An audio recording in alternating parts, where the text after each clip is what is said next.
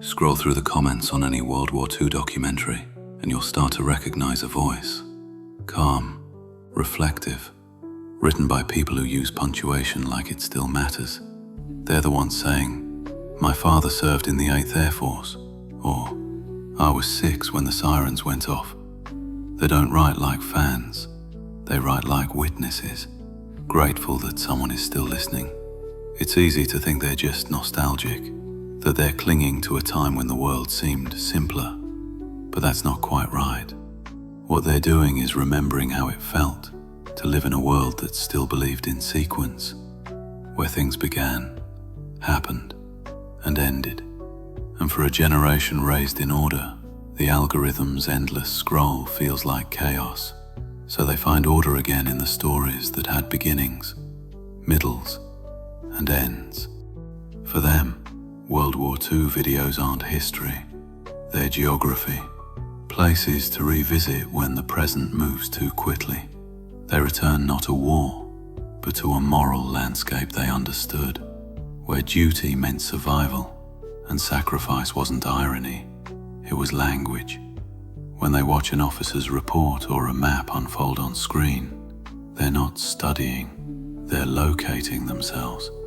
Psychologists call it reminiscence anchoring. The past becomes a stable coordinate when the world around you changes faster than your mind can update. Each tank, each letter, each artifact is a way of touching something solid again, the tactile era of iron and ink, before the world went wireless and abstract. So when they press play on another documentary, it's not for action, it's for orientation, to remember where they fit in the story of human effort. You can measure how the world changed by what people stopped saying out loud. The generation that lived through it was taught to value composure over confession. They didn't talk about trauma, they built through it.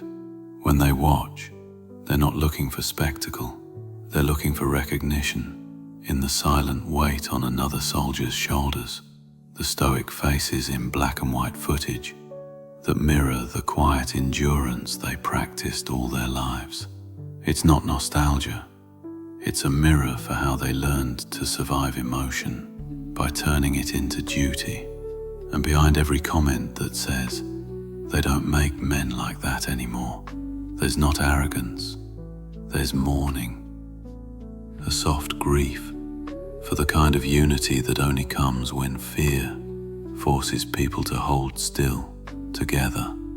In the noise of modern fragmentation, World War II documentaries are a rare kind of silence, a place where meaning hasn't dissolved yet. History channels feel calm to them because they still speak in full paragraphs, because the voice of the narrator doesn't rush, because the camera lingers. For the 65-plus viewer, that pacing isn't boredom, it's respect.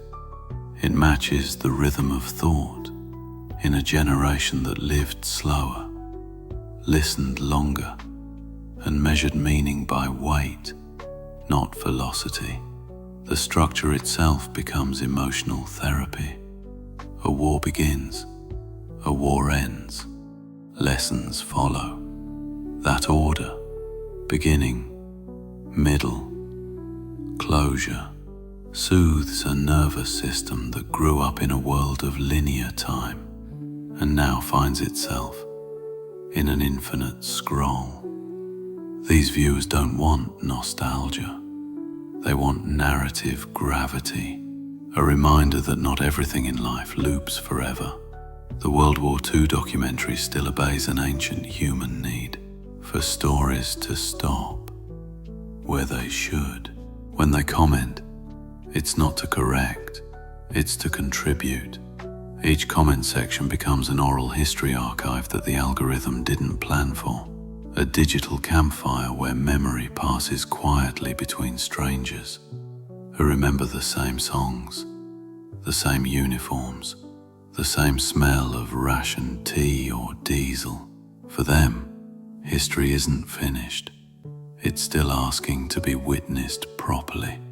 And maybe that's why they stay. Because, for once, the internet has made remembering communal again. They're not watching explosions. They're watching continuity. Proof that the world they built still holds its shape, even inside pixels and compression. So when you see a comment from someone writing, "I remember when," know that you're reading a living archive, not nostalgia, presence. And maybe that's why 65 plus people keep watching World War II videos. Because in a digital world that forgets too quickly, these stories don't just look back, they listen.